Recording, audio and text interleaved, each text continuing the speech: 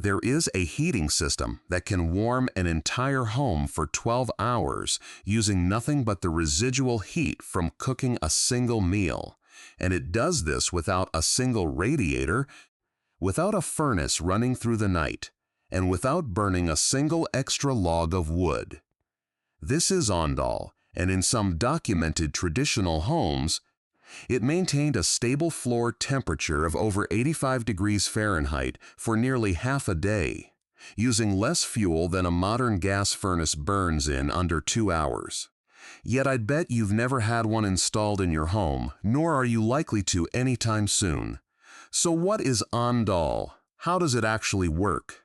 And why did an entire civilization abandon the most efficient heating system it ever built? To understand the brilliance of this system, we have to go back over 2,500 years. Archaeologists excavating sites on the Korean peninsula have traced primitive versions of underfloor flue heating back to the Bronze Age. But it was during the Goguryeo Kingdom, sometime around the 3rd century before Christ, that the system was formalized into something recognizably close to what we'd call ondol today. The problem the early Koreans faced was brutal geography. Winters on the peninsula regularly dropped below freezing for months at a time, and firewood, while available, was a resource that had to be rationed carefully across an entire cold season. Simply burning fuel in an open hearth and losing most of that heat straight up through a chimney was, for a subsistence farming society, an unaffordable waste. So a builder, whose name history never recorded, arrived at an idea that would define Korean architecture for the next 2 millennia. Instead of heating the air inside a room directly, what if you heated the floor the people were sitting on, and let that floor hold the heat for hours after the fire had gone out? This same underlying logic, storing heat in mass rather than burning fuel continuously, was independently discovered by the Romans with their hypocaust systems beneath bathhouse floors, and later refined in parts of Central Asia with the Kang bed stove. But nowhere was the principle taken further, or integrated more completely into daily life, than in Korea. By the time of the Joseon dynasty, in the 14th century, ondol wasn't a luxury feature reserved for the wealthy. It had become the structural backbone of nearly every home on the peninsula, from farming huts to royal palaces. The core engineering problem ondol solves is one that every heating system on Earth still struggles with today. Heat rises, but people live at floor level. A modern forced air furnace pumps hot air into a room from a vent, and that air immediately begins rising toward the ceiling, meaning the space around your feet is often the cold part of the room, while the system fights a losing battle against basic physics. Ondol inverts this completely. It places the heat source beneath the floor, allows the thermal mass of the stone and clay to absorb and hold that heat, and lets the warmth radiate slowly upward, exactly where the human body actually needs it. The mechanism itself is deceptively simple, but it relies on 3 principles working together. The first is the firebox, called the agungi, typically built into an exterior wall at a lower elevation than the rest of the house, often doubling as the kitchen cooking hearth. As wood or straw burns in the agungi, the hot combustion gases don't simply vent upward and outside. Instead, they're drawn horizontally beneath the floor through a network of stone-lined channels called goreas. The second principle is thermal mass storage. The goreas are topped with large, flat stones known as gudyeoljang, which absorb the heat from the passing smoke and gas, and above those stones sits a thick layer of clay and, in later periods, an oiled paper finish called jangpanji. This stone and clay assembly functions almost identically to the way a masonry heater or a trombe wall stores solar energy. It soaks up thermal energy slowly and then releases it over many hours long after the original heat source has been extinguished, which is precisely why a single evening fire used to cook dinner could keep a floor warm until well into the following morning. The third principle is the exhaust design. At the far end of the house, opposite the agungi, a chimney called a gultuk draws the cooled smoke and gas up and out. Because the chimney is positioned at a higher point than the firebox, and because hot gas naturally wants to rise, this creates a continuous draft that pulls new hot gas through the entire channel system without any mechanical fan or blower. It's the same stack effect principle that powers a solar chimney, except here the driving force is combustion heat instead of solar radiation. And this geometry produces properties that a modern forced air furnace simply cannot replicate. The first is zone-independent radiant comfort. Because the heat radiates upward from a massive stone floor rather than blowing through the air, there's no cold spot gradient near the ground and no drafty blast of hot air that immediately rises and escapes.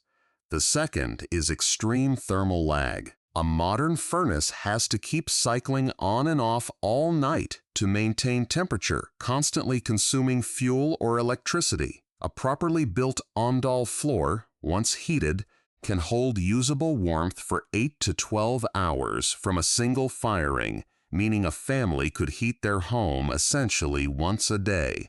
The third is fuel efficiency through dual use. Because the agungi frequently served as the household cooking hearth as well as the furnace, the same fire that made dinner also heated the home for the rest of the night. There was no separate fuel expenditure for comfort heating at all in many traditional households. Modern research has actually gone back and quantified what earlier generations understood only through lived experience. Studies out of Korean architecture and engineering programs, including research published through Seoul National University's building science departments, have measured that a well-maintained, traditional ondol floor can maintain a surface temperature between 85 and 95 degrees Fahrenheit for 10 to 12 hours following a single agungi firing, using a fraction of the fuel energy required to run a conventional gas furnace for the same duration. Contemporary radiant floor heating, the modern electric or hydronic version of this same idea now installed in high-end homes across the world, is frequently marketed as a premium upgrade, when in reality it's a reinvention of a system Korean builders perfected before the printing press existed in Europe. So if ondol is more efficient, more comfortable, and requires less continuous fuel than the systems we use today, why isn't every cold climate home built this way? The answer starts with industrialization and the same economic logic that sidelined nearly every passive system we've ever covered on this channel. During the 20th century, and especially after the Korean War, rapid urbanization forced millions of people into multi-story apartment buildings. A traditional ondol system, with its ground-level firebox and horizontal stone flue channels, was designed for single-story homes built directly on the earth.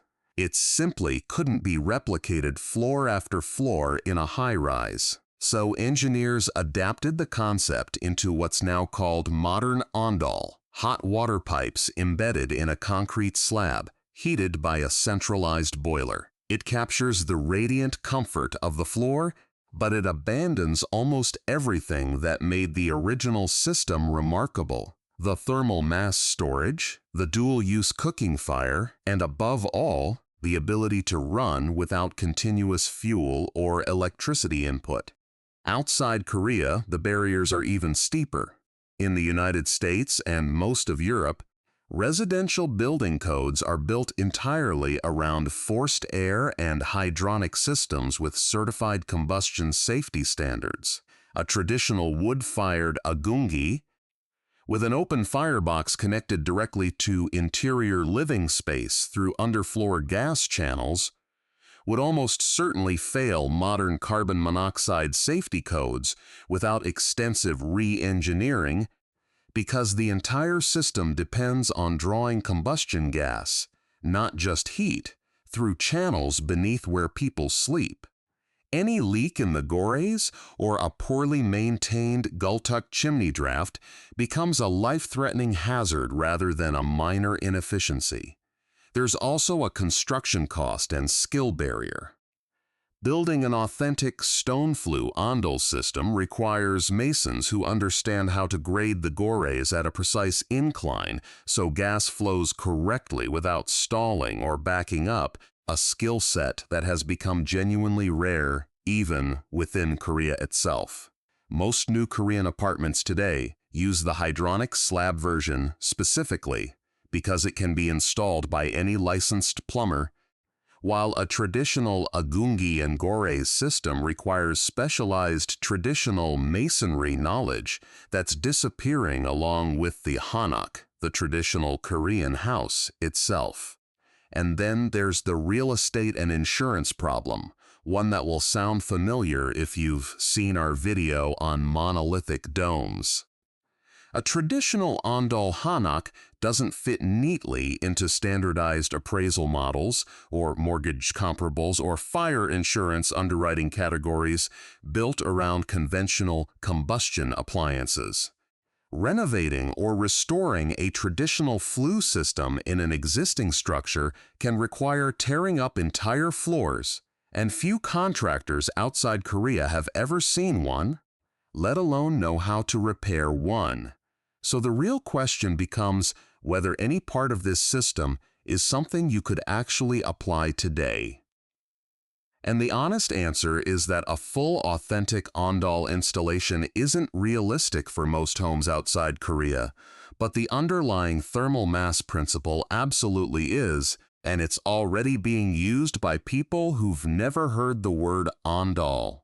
If you're building new or doing a major renovation, a hydronic radiant floor system embedded in a thick concrete or gypsum-based slab captures most of ondol's core advantage, the thermal lag that lets you heat intermittently rather than continuously. For a standard 1,500 square foot home, a hydronic slab system typically costs between $10,000 and $18,000 installed, meaningfully more than forced air up front, but it pairs exceptionally well with a wood boiler or a heat pump running on off-peak electricity, letting you charge the slab with cheap energy overnight and coast on stored heat through the day, the same rhythm a Korean household followed with a single evening fire centuries ago.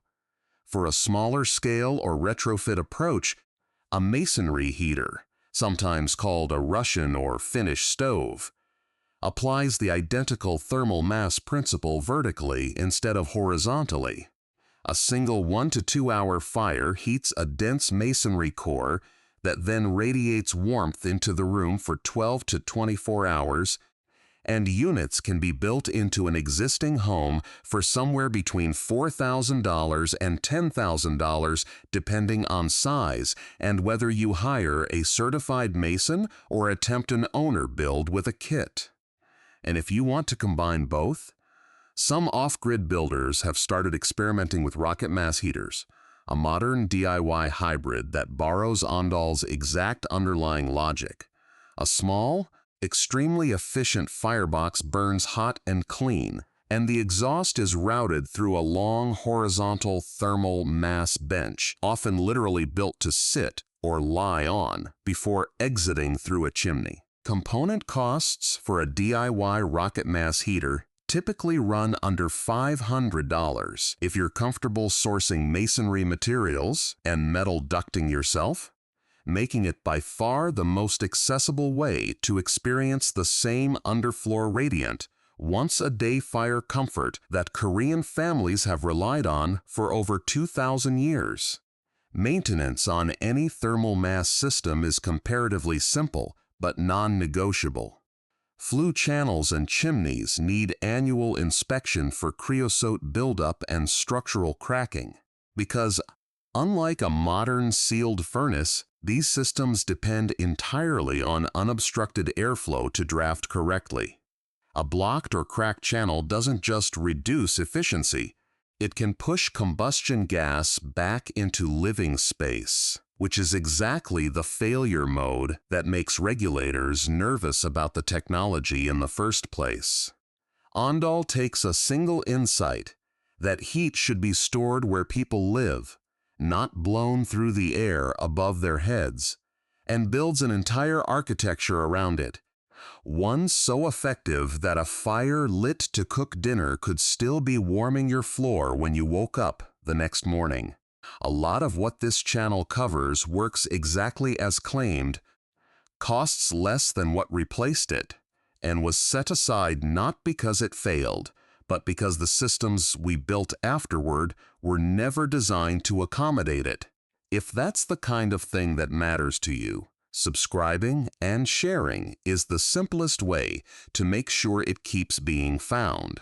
And if you want to see how a 500-year-old Incanterrace system created its own microclimate, precise enough that NASA is now studying it to grow food on Mars, then that video is up next.